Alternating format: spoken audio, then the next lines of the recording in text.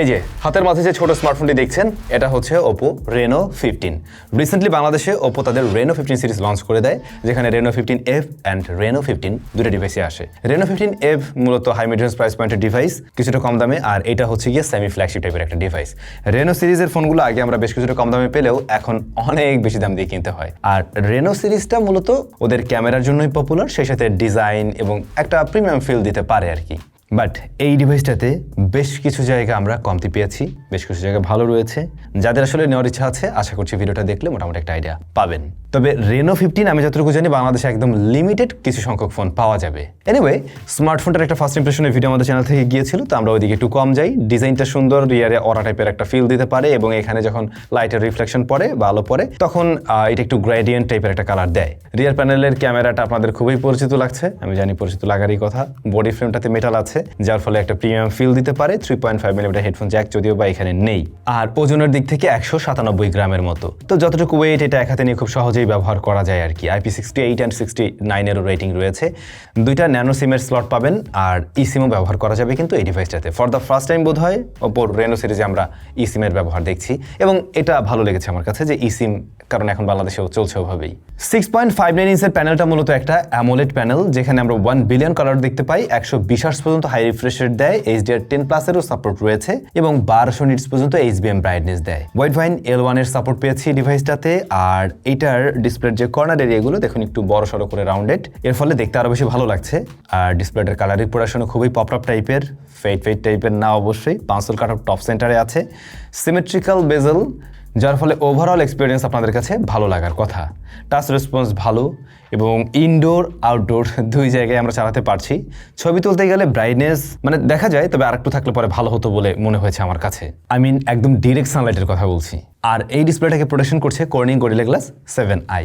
এবার আসা যায় ক্যামেরায় রিয়ার রিমোট 3টা শুটার আছে, 3টা কাজের, 50, 50 এবং 8। মেইন 50 টেলিফটো, যেখানে 3.5x জুম দেয়, আর 8 মেগাপিক্সেলটা আলট্রা ওয়াইড। ফ্রন্ট ফেসিং ক্যামেরাটাও 50 মেগাপিক্সেলের। 4K 60fps রেকর্ড করা যায় বোথ সাইডের ক্যামেরায়। বাট ইন্টারেস্টিং ব্যাপার হলো এটার যে ফ্রন্ট ফেসিং ক্যামেরাটা, এটা মারাত্মক লেভেলের আলট্রা ওয়াইডে যারা সেলফি তুলেন তাদের কাজে লাগবে, যারা ভিডিও করেন ব্লগিং করেন তাদেরও কাজে লাগবে, কারণ ব্লগিং ক্যামেরাগুলো যদি একটু ওয়াইড হয় তাহলে সুবিধা হয়। এই স্মার্টফোনটাতে সেই কাজটা খুব দারুণভাবে করা যায়। খুবই ওয়াইড একটা লেন্স দিয়েছে এখানে। তবে এর মেইন ক্যামেরার ছবি বেশ ভালো। রেনোর ছবি আমরা বরাবরই ভালো পেয়েছি, এইটারও বেশ ভালোই রয়েছে, যেখানে ডাইনামিক রেঞ্জ হ্যান্ডেল কিন্তু যথেষ্ট ওয়াইড।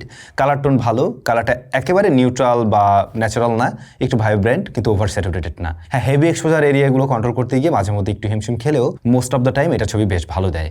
আপনারা যদি একদম খুবই ক্রিটিক্যাল জায়গায় না তুলেন তাহলে দেখবেন যে ভালো লাইটিং কন্ডিশনে এটার ছবি মানে প্রত্যেকটা আউটপুটেই কাজে লাগার মতোই আসছে। শার্পনেস, ডিটেল ভালো, একটু জুম করলে আপনি ডিটেল হারাতে দেখবেন না, কিছুটা জুম করা যায়, 2x পর্যন্ত জুম করলে বেশ ভালোভাবে চালানো যায় সেই ছবি। তাছাড়া টেলিফটো তো আছেই, সেটা দিয়ে আপনারা জুম করে ছবি তুলতে পারবেন। টেলিফটো আর মেইন ক্যামেরার ছবির কালার প্রায় কাছাকাছি, হ্যাঁ একটু তফাৎ আছে কিন্তু অলমোস্ট কাছাকাছি রেজাল্ট দিতে পারছে। আপনারা 3.5x বা এর উপরে গিয়েও যদি ছবি তুলেন সেই ছবিগুলোতেও ডিটেল কিন্তু ভালোই ধরে রাখতে পারে। মোটামুটি 3.5x পর্যন্ত তো একদম লসলেস, বাট এর থেকে একটু বেশি করলেও তেমন একটা লস মনে হয় না। কিন্তু একেবারে সর্বোচ্চ জুমে গেলে সেটা ওই AI দিয়ে প্রসেস করে ঠিকঠাক করা ট্রাই করে, যেটা খুব একটা দারুণ কিছু না। হিউম্যান স্ক্রিন পেলে কিছুটা ব্রাইট করার একটা প্রবণতা রয়েছে নর্মাল ক্যামেরাতেও, তবে আপনারা যখন পোর্ট্রেট ব্যবহার করবেন তখন বেশ কিছু ফোকাল লেন্থে ছবি তুলতে পারবেন। পোর্ট্রেটগুলোর এজ ডিটেকশনে টুকটাক কিছু মিসম্যাচ পেয়েছি, তবে সবসময় না, একদম ক্রিটিক্যাল জায়গাগুলোতে, মূলত কর্নার এরিয়া, চুল এরিয়া, এরকম জায়গায়। বাট ব্যাকগ্রাউন্ড ব্লারনেস আপনার কাছে ন্যাচারাল মনে হবে অনেকটা।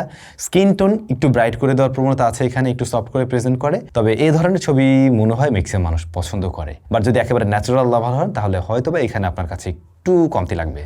8 মেগাপিক্সেলের আলট্রা ওয়াইডটা তুলনামূলকভাবে একটু ছোট হয়ে যায় আর কি, মানে এই সেটআপের সাথে। যেহেতু এই ফোনের দামও মোটামুটি অনেক, 80,000 টাকায় বলতে পারেন, তো সেই জায়গা থেকে অবশ্যই আমরা আলট্রা ওয়াইডটা আর একটু বড় আশা করি। এটা 13 মেগাপিক্সেল বা আশেপাশে কিছু একটা থাকলে মনে হয় আরেকটু হাই রেজের ছবি তোলা যেত। এটা প্রপার লাইটিং কন্ডিশনে শার্পনেস ডিটেল ভালো দিলেও লো লাইটে কিন্তু স্ট্রাগল করে অন্যান্য মিড রেঞ্জের স্মার্টফোনগুলোর মতোই। কিন্তু ভালো আপনার লাগবে এই ফ্রন্ট ফেসিং ক্যামেরা, যেটা একেবারে সেলফি লাভারদের জন্য রেডি টাইপ ছবি দিচ্ছে। হ্যাঁ, আপনি যদি বিউটিফিকেশন অফ করে রাখেন তাহলে বেশ ন্যাচারাল একটা টোনেই দিতে পারে এবং ডিটেল শার্পনেস কিন্তু ভালো বোথ কন্ডিশনেই, ইনডোর আউটডোর সব জায়গায়। তাছাড়া আমি বলছিলাম এটা বেশ আলট্রা ওয়াইডেও ছবি দিতে পারে। ভিডিও রেকর্ড করা যায় বোথ সাইডের ক্যামেরায় 4K 60fps এবং ব্যাক সাইডের ক্যামেরায় আপনারা OIS EIS বোথ একসাথে পাবেন, যার ফলে স্ট্যাবিলিটি ভালো, কিন্তু হাইলাইট ব্যালেন্সে একটু ইস্যু আছে। এছাড়া আমি ওকে পেয়েছি। আর এটা হচ্ছে ফ্রন্ট ফেসিং ক্যামেরার ভিডিও, যেখানে 4K 60fps রেকর্ড হচ্ছে এবং দেখুন বেশ কিছু হাইলাইট রয়েছে, তারপরেও কিন্তু বেশ ভালোভাবে কন্ট্রোল করা ট্রাই করে। আমরা যদি এখন একটু আলট্রা ওয়াইডে চলে যাই, দেখুন এবারে কোন লেভেলের ওয়াইড একটা ভিডিও দিচ্ছে, জোস না ব্যাপারটা, আসলেই জোস। তো যারা আসলে ভ্লগিং করতে চান 4K 60 FPS এবং আপনি খুবই বড় মানে জায়গা চাচ্ছেন, তারা কিন্তু এটা দিয়ে এসে কাজ করতে পারবেন। তাছাড়া এই মুহূর্তে যে সাউন্ডটা পাচ্ছিলেন এটা স্মার্টফোনে রেকর্ড হচ্ছিল, এটার মাইক্রোফোনের কোয়ালিটিও বেশ ভালো। তো ক্যামেরাতে এসে মেইন ক্যামেরা, টেলিফটো এবং ফ্রন্ট ফেসিং ক্যামেরাটা আমার কাছে মনে হয়েছে যে এটা মানে অ্যাজ এ অফিসিয়াল ডিভাইস যে প্রাইস পয়েন্টে সেই জায়গায় স্ট্যান্ডার্ড করছে ঠিকভাবেই। আলট্রা ওয়াইডটা আরেকটু বড়সড় হলে পরে পারফেক্ট কম্বো হতে পারতো, ক্যামেরায় আরেকটু ইমপ্রুভমেন্টের সুযোগ আসলে ছিল। আইদার দাম কিছুটা কম থাকলে পরে এগুলো নিয়ে কমপ্লেন করতাম না। রেনোর এবারের এই ফোনটাতে কিন্তু ওরা প্রসেসর হিসেবে দিচ্ছে কোয়ালকম স্ন্যাপড্রাগন 7 Gen 4, যা 4nm এর একটি SoC Adreno 722 হচ্ছে গিয়ে এর গ্রাফিক্স সেশনকে পাওয়ার করে। অ্যান্ড্রয়েড 16 বেসড এই ডিভাইসটাতে কালারওয়েজ 16 রয়েছে এবং আমরা বোধহয় প্রিভিয়াস জেনারেশনগুলোতে মিডিয়াটেকের জিবি দেখছিলাম। তো যারা স্ন্যাপড্রাগন লাভার তাদের হয়তো এই ব্যাপারটা ভালো লাগবে। এবং আমার যা মনে হয় এখানে যদি মিডিয়াটেকের ডাইমেনসিটি 7 সিরিজের কোনো SoC দিয়ে আসতো, তার তুলনায় বরং এই স্ন্যাপড্রাগন থাকার ফলে আমরা ছবিতেও কিছুটা বেটার আউটপুট দেখছি। এটা আমার আর কি মনে হচ্ছে বা আমার অবজারভেশন বলে। তো এটাতে আপনারা আলাদা করে কোনো কার্ড ব্যবহার করতে পারবেন না, স্টোরেজ যা আছে ওভাবেই ব্যবহার করতে হবে এবং UFS 3.1 হলে গিয়ে এর স্টোরেজ টাইপ। আর র্যামের ক্ষেত্রে 12 জিবির পাশাপাশি 12 GB virtual RAM and 256 GB storage. এই হচ্ছে মোটামুটি এই জায়গার স্পেক। এখন স্ন্যাপড্রাগন 7 Gen 4 এটা কিন্তু এর আগেও আমরা বেশ কিছু ডিভাইসে ব্যবহার করেছি এবং আমরা জানি এটা বলতে পারেন একটা হাই মিড রেঞ্জ প্রাইস পয়েন্টের একটা চিপ, যা 80,000 টাকায় আসলে মানে কোনোভাবে মানানসই না। 80,000 টাকা প্রাইস ব্র্যাকেটে আমরা আর একটু বেটার কিছু আশা করি, অ্যাটলিস্ট 8 সিরিজেরই কিছু আশা করি। এবং আমার মনে হয় ওপো ওরকম কিছু দিলে পরে সব দিক থেকে ব্যালেন্স করা সম্ভব হতো। ক্যামেরার পাশাপাশি যারা একটু পারফরমেন্স সেন্ট্রিক ফোন খুঁজে, আমি অফিসিয়াল ফোনেই কিনবো কিন্তু আমার পারফরমেন্সটা আর একটু বেটার দরকার, আমি গেমিংয়ের ক্ষেত্রেও একটু বেটার কিছু চাই, তখন গিয়ে তাদেরকে সহজে সাজেস্ট করা যেত। বাট এটা হয়ে গেছে অ্যারাউন্ড 50K প্রাইস পয়েন্টের একটা SoCর মতোই বলতে পারেন। মানে গ্রে মার্কেট, অফিসিয়াল মার্কেট সব কিছু বিবেচনা করে আমরা আরেকটু বেটার চিপ আশা করছিলাম এখানে। তাছাড়া স্টোরেজ টাইপেরও একটা ব্যাপার রয়েছে, এতে করে টোটাল স্মার্টফোনের ইউজার এক্সপিরিয়েন্সই আলাদা হয়ে থাকে। UFS 3.1 আর 4.1 বা 4.0 দুটার মাঝে ভালোই গ্যাপ রয়েছে, তাই না? তো ডে টু ডে কাজগুলো সে ভালোভাবে হ্যান্ডেল করবে, তাতে কোনো সন্দেহ নেই। অ্যাপ ওপেন ক্লোজ টাইম বেশ ফাস্টার, যথেষ্ট ফাস্টার। এই আপনি মাল্টিটাস্কিং কাজ করতে পারবেন কারণ 12 জিবি র্যাম আছে। তাছাড়া এই যে কালারওয়েজ কিন্তু যথেষ্ট মানে অপটিমাইজড একটা UI এবং বর্তমান সময়ে মানে অ্যান্ড্রয়েডের ইউআইগুলোর মধ্যে one of the best UI এর মধ্যে থাকে, যেখানে আমরা প্রয়োজনীয় সমস্ত ফিচার্সগুলো পাই এবং লং রানেও দেখা যায় যে এই ইউআইটা খুবই ডিসেন্ট একটা আউটপুট দিয়ে থাকে বা রেজাল্ট দেয় ডে টু ডে টাস্কের ক্ষেত্রে। ল্যাগ, হ্যাং ট্যাং এই সমস্ত ঝামেলা নেই এবং ওই সবচেয়ে বড় বিষয় হচ্ছে গিয়ে হাতি ঘোড়ার দেখা কম পাওয়া যায়, বাগের কথা বলছি। তবে ওপো আপনাদের জন্য এই ডিভাইসটার মাঝে প্রচুর পরিমাণে ব্লোটওয়্যার রেখেছে, যার কোনো মানেই ছিল না। এগুলো প্রয়োজন হবে না, আই গেস আপনারা আনসার করে নিন আর কি। আর এটা দিয়ে গেমিং করতে চাইলে আপনারা মোটামুটি মানের একটা গেমিং পাবেন আর কি, মিড রেঞ্জ প্রাইস পয়েন্টের ফোনের মতোই। যেমন আপনারা পাবজিও প্লে করতে পারবেন, এক্সট্রিমে প্লে করতে পারেন চাইলে অবশ্যই। আউটপুট ভালোই, তবে একটু লং রানে গেলে যতটুকু হিট জেনারেট করে মেটাল ফ্রেম হওয়ার ফলে আপনি হাতে একটু ফিল পাবেন। তেমন কোনো ল্যাগ হিসাবের দেখা আমরা এখানে পাইনি। গেনশন ইম্প্যাক্টের ক্ষেত্রে আমরা একেবারে স্টেবল পারফরমেন্স পাইনি, বরং এখানে ফ্রেম রেট ফ্ল্যাকচুয়েট করছিল, কোনো ক্ষেত্রে সেটা 50-এর নিচেও নেমে আসছিল হাইয়েস্ট সেটিংসে। তবে যারা ফ্রি ফায়ার লাভার রয়েছেন, পাবজি কিংবা গেনশন ইম্প্যাক্টের তুলনায় আপনি অবশ্যই আরও বেটার রেজাল্ট পাবেন এবং যথেষ্ট অপটিমাইজড ভাবেই এটাতে রান করে। ওভারঅল দাম বিবেচনায় পারফরমেন্স সেকশনটা আরও বেটার করার জায়গা ছিল। তবে ভালো লাগবে এর স্পিকারটা একদমই ব্যালেন্স এবং যথেষ্ট লাউড একটা সাউন্ড দেয়, ডেপথও ভালো আছে, সাউন্ডের ক্লারিটিও যথেষ্ট ভালো।